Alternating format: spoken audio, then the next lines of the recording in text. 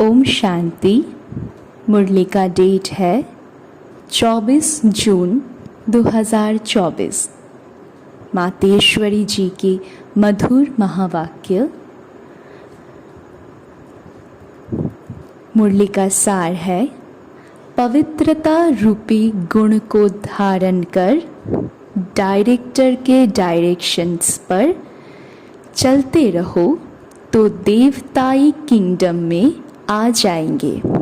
सार एक बार फिर, पवित्रता रूपी गुण को धारण कर डायरेक्टर के डायरेक्शंस पर चलते रहो तो देवताई किंगडम पे आ जाएंगे। प्रातः क्लास में सुनाने के लिए जगदम्बा माँ के मधुर महावाक्य। ओम शांति। इस दुनिया को नाटक भी कहते हैं। ड्रामा कहो, नाटक कहो, खेल कहो, बात एक ही है। नाटक जो होता है वह एक ही कहानी होती है। उसमें बहुत बाय प्लॉट्स बीच में दिखाते हैं, लेकिन स्टोरी एक ही होती है। इसी तरह से यह बेहद वर्ल्ड ड्रामा है।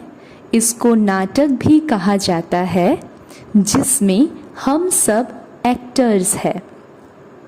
अभी हम एक्टर्स हैं तो एक्टर्स को नाटक का पूरा पता होना चाहिए कि किस स्टोरी पर यह शुरू होता है, हमारा यह पार्ट कहाँ से शुरू हुआ और कहाँ तक पूरा होता है। फिर उसमें समय प्रति समय किस किस एक्टर्स का कैसे कैसे पार्ट होता है और उसका डायरेक्टर क्रिएटर कौन है और इस नाटक में हीरो हीरोइन पार्ट किसका है, इन सब बातों का नॉलेज होना चाहिए। खाली नाटक कहने से तो काम नहीं चलेगा। नाटक है तो नाटक के हम एक्टर्स भी हैं। अगर कोई ड्रामा का एक्टर है और हम उनसे पूछे कि इसकी क्या स्टोरी है, यह कहाँ से शुरू होता है, कहाँ पूरा होता है, अगर वो कहे हमें मालूम नहीं है तो इसको क्या कहा जाएगा? कहेंगे इसको इतना भी नहीं पता है, कहता है मैं एक्टर हूँ। एक्टर को तो सब बातों की जानकारी होनी चाहिए ना।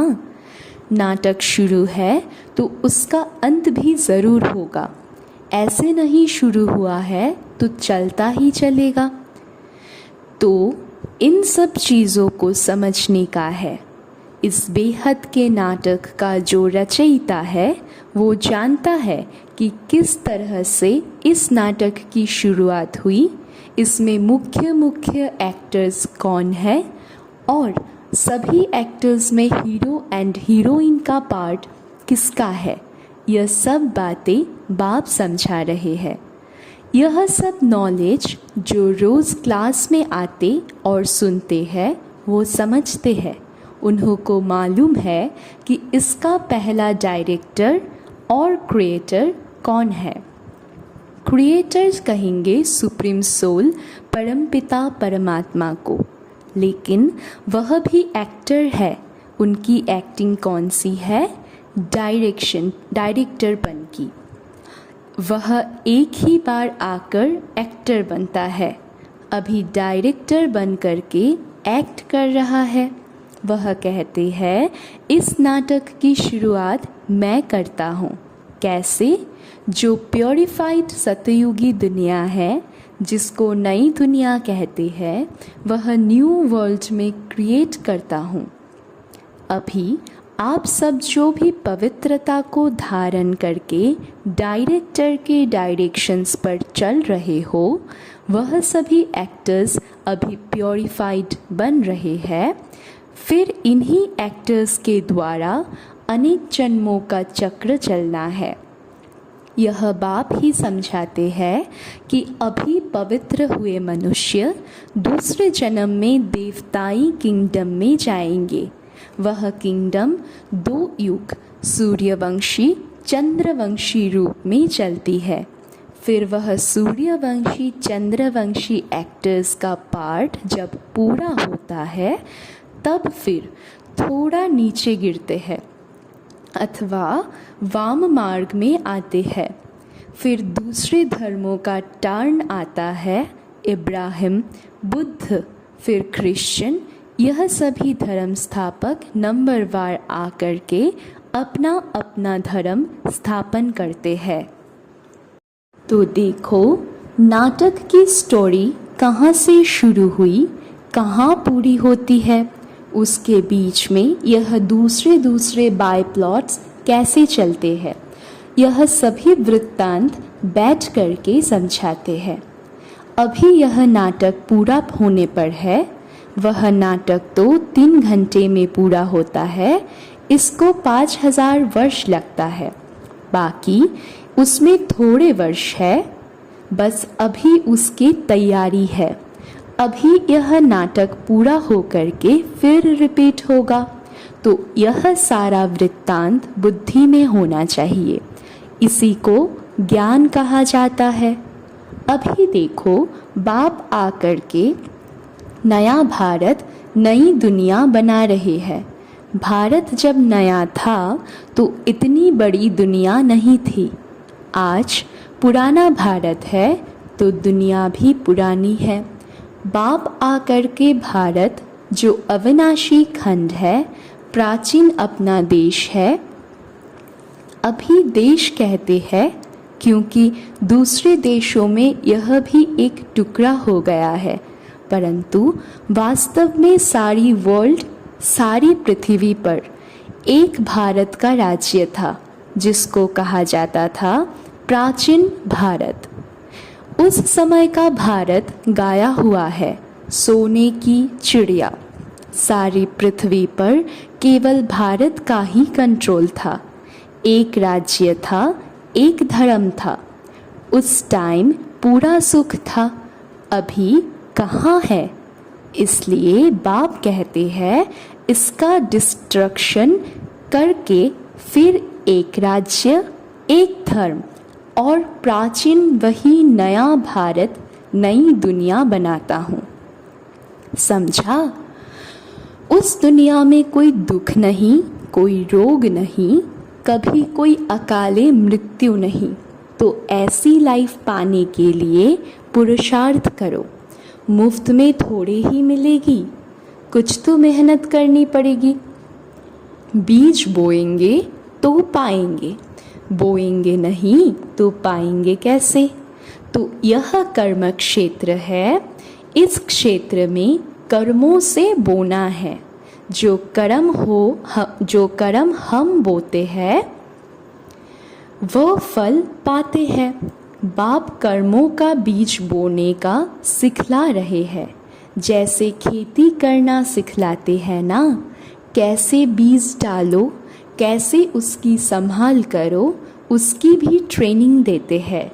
तो बाप आकर के हमारे को कर्म के खेत के लिए कर्मों को कैसे बोए उसकी ट्रेनिंग दे रहे हैं कि अपने कर्मों को ऊंच बनाओ, अच्छे बीज डालो तो फल अच्छा मिलेगा।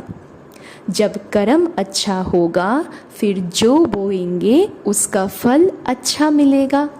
अगर कर्म रूपी बीज में ताकत नहीं होगी, कर्म बुरे बोएंगे तो फल क्या मिलेगा?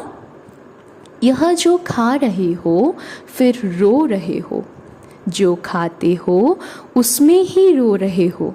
दुख और अशांति है, कुछ न कुछ रोग आदि खिटखिट होती रहती है। सब बातें मनुष्य को दुख करती है ना। इसलिए बाप कहते हैं अभी तुम्हारे कर्म को मैं ऊंची क्वालिटी का बनाता हूँ। जैसे बीज भी ऊंची क्वालिटी का होगा तो उस क्वालिटी को बोएंगे तो उसका फल अच्छा निकलेगा। अगर बीज अच्छी क्वालिटी का नहीं होगा तो फिर अच्छी क्वालिटी का फल नहीं मिलेगा। तो हमारे कर्म की भी अच्छी क्वालिटी चाहिए ना। तो अभी बाप हमारे कर्म रूपी बीज को अच्छी क्वालिटी वाला बनाते हैं, तो वह श्रेष्ठ क्वालिटी का बीज अगर बोएंगे तो श्रेष्ठ फल मिलेगा। तो अपने कर्मों का जो सीड यानी बीज है वह अच्छा बनाओ और फिर अच्छा बोना सीखो। तो यह सभी चीज़ों को समझ करके अभी अपना पुरुषार्थ करो। अच्छा, अभी 2 मिनट साइलेंस। साइलेंस का मतलब I am soul. First silence पीछे टॉकी में आते हैं। अब बाप कहते हैं फिर चलो साइलेंस वर्ल्ड। तो साइलेंस शांति अपना स्वधर्म है। उस साइलेंस में चलने के लिए कहते हैं इस देह का और देह सहित देह के संबंधों की अभी अटैचमेंट छोड़ो, उससे डिटैच रहो। सन ऑफ सुप्रीम सोल, अब मुझे याद करो और मेरे धाम में आ जाओ। तो अभी चलने का ध्यान रखो, अभी आने का नहीं ख्याल करो। अंतमति सोगति, अभी कोई में भी अटैचमेंट नहीं। अभी तो शरीर की भी अटैचमेंट छोड़ दो। समझा? ऐसी अपनी धारणा बनाने की है। अच्छा, अब बैठो साइलेंस में। चलते फिरते भी साइलेंस, बोलते भी साइलेंस। बोलते कैसे साइलेंस होती है मालूम है? बोलते समय हमारा बुद्धि योग अपने उसी I am soul, first pure soul अथवा साइलेंस सोल, यह याद रखना है। चलो अभी आँखों का आधार लेते हैं, देखते हैं। जिसकी ज़रूरत है उसका आधार ले करके काम करो। ऐसे आधार लेकर काम करेंगे तो बहुत खुशी रहेगी, फिर कोई बुरा काम भी नहीं होगा। अच्छा, ऐसे बाप दादा और माँ के मीठे मीठे बहुत अच्छे सदा साइलेंस की अनुभूति करने वाले बच्चों के प्रति याद प्यार और गुड मॉर्निंग। और ऐसे बनाने वाले माता पिता तथा बाप दादा को भी हम बच्चों की ओर से बहुत बहुत याद प्यार, गुड मॉर्निंग, नमस्ते नमस्ते नमस्ते बाबा। संदेशी के तन द्वारा ऑलमाइटी पिता के उच्चारित महावाक्य मातेश्वरी जी के प्रति। पॉइंट नंबर 1, हे शिरोमणि राधे बेटी, तुम निष्दिन मेरे समदिव्य कार्य में तत्पर हो, अर्थात वैष्णव शुद्ध स्वरूप हो, शुद्ध सेवा करती हो, इसलिए साक्षात मेरा स्वरूप हो। जो बच्चे अपने पिता के फुटस्टेप नहीं लेते उन्हों से मैं बिल्कुल दूर हूँ, क्योंकि बच्चा तो फिर पिता के समान अवश्य चाहिए। यह कायदा अभी स्थापन होता है जो सतयुग त्रेता तक चलता है। वहाँ जैसा बाप वैसा बेटा, परंतु द्वापर कलियुग में जैसा बाप वैसे बेटे नहीं होते। अभी बच्चे को बाप समान बनाने का परिश्रम करना पड़ता है, मगर वहाँ तो नेचुरल ऐसा कायदा बना हुआ है जैसा बाप वैसा बेटा, जो अनादि कायदा इस संगम समय पर ईश्वर पिता प्रत्यक्ष होकर स्थापन करता है। पॉइंट नंबर 2, मधुर माली की मधुर मीठी दिव्य पुरुषार्थी बेटी, अब तुझे बहुत रमणीक स्वीटनेस बनना है और बनाना है। अभी वर्ल्ड सॉवरेनिटी की चाबी सेकंड में प्राप्त करना और कराना तुम्हारे हाथ में है।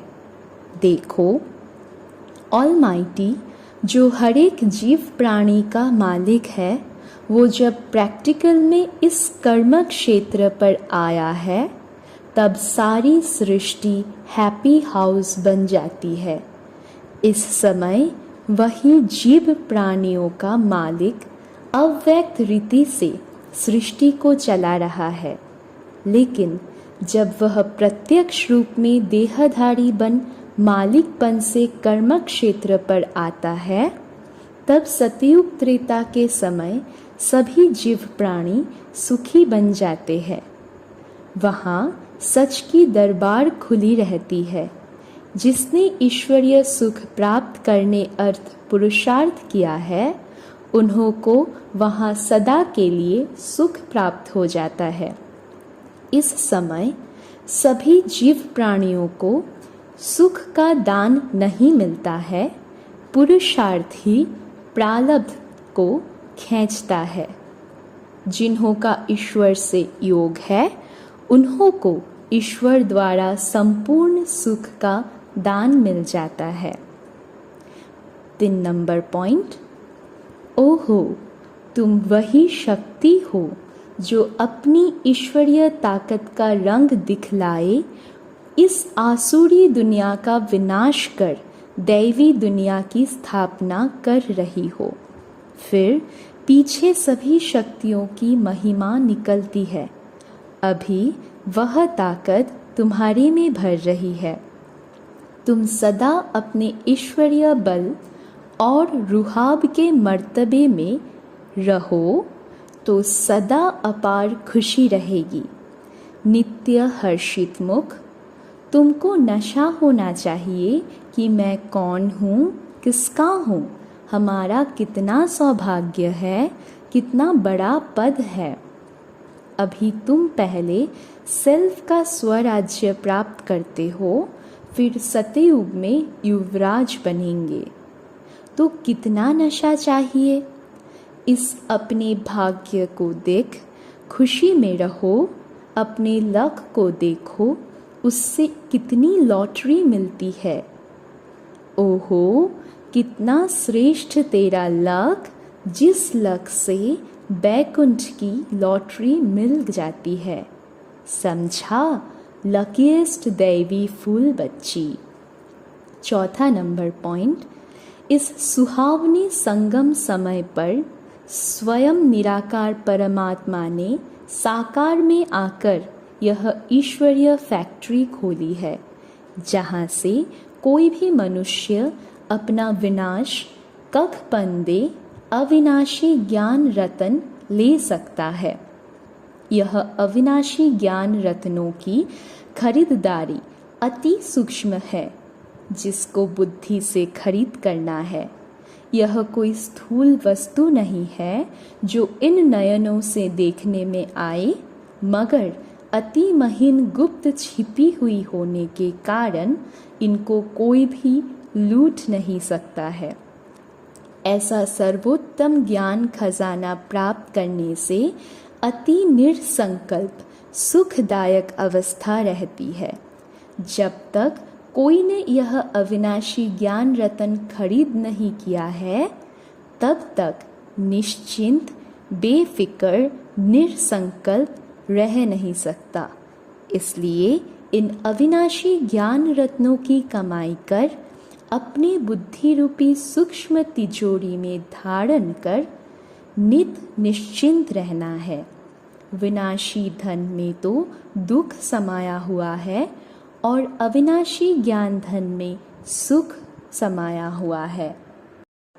5वां पॉइंट, जैसे सूर्य सागर के जल को खींचता है जो फिर ऊंचे पहाड़ों पर बरसता है, वैसे यह भी डायरेक्टर ईश्वर द्वारा वर्षा बरसती है।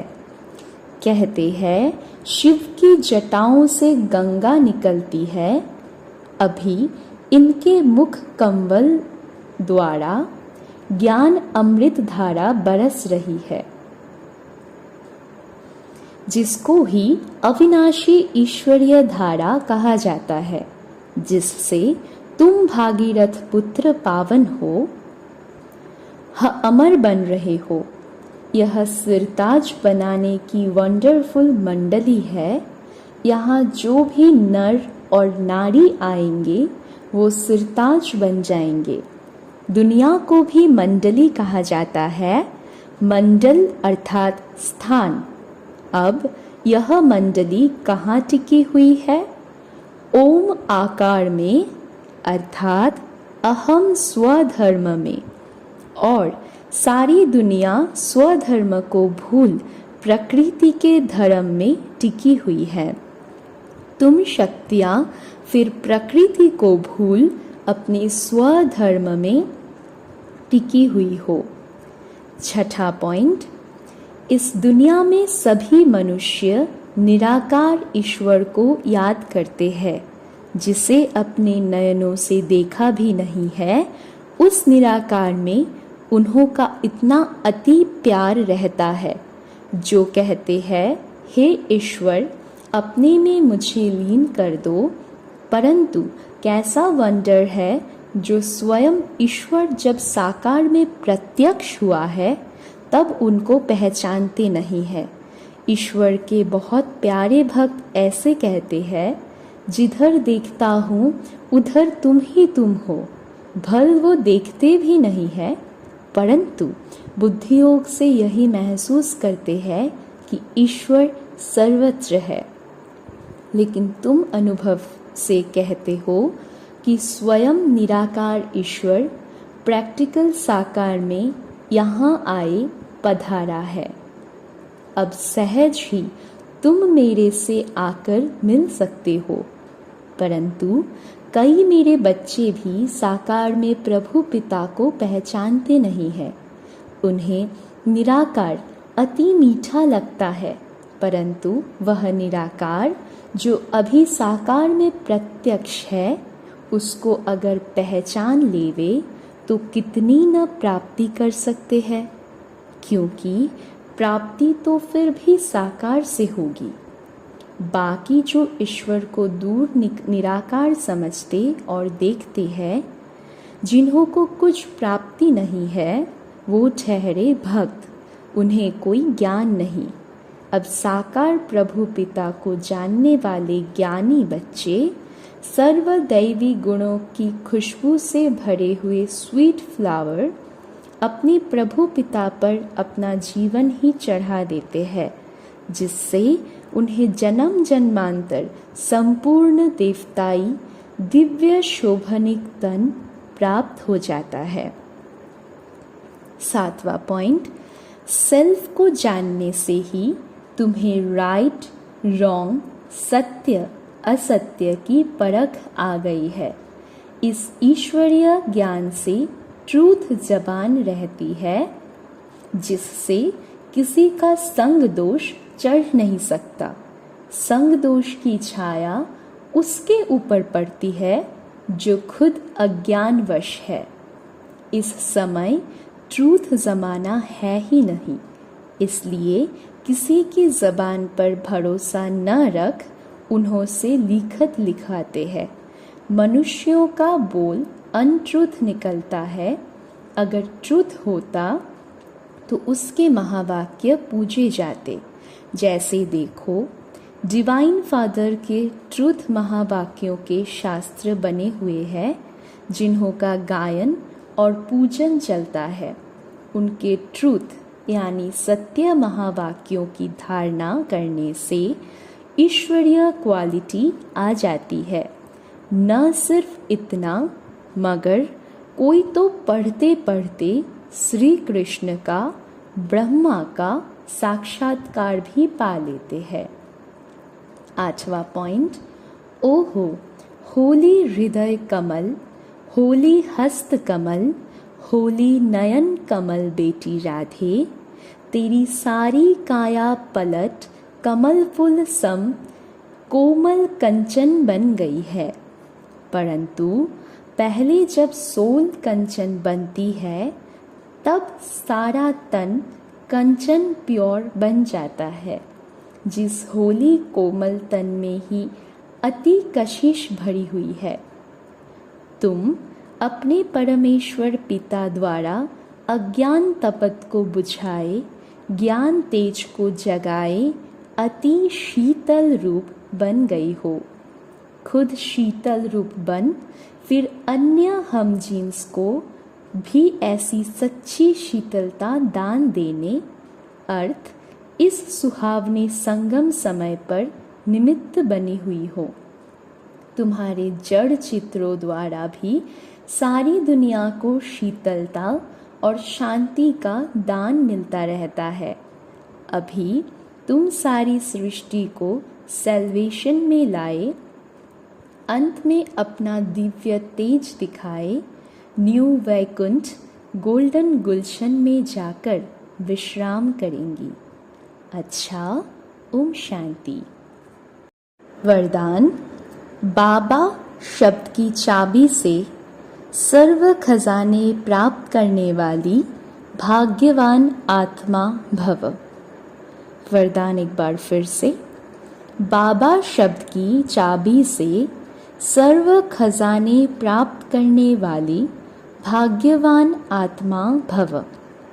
चाहे और कुछ भी ज्ञान के विस्तार को जान नहीं सकते व सुना नहीं सकते, लेकिन एक शब्द बाबा दिल से माना और दिल से औरों को सुनाया तो विशेष आत्मा बन गए।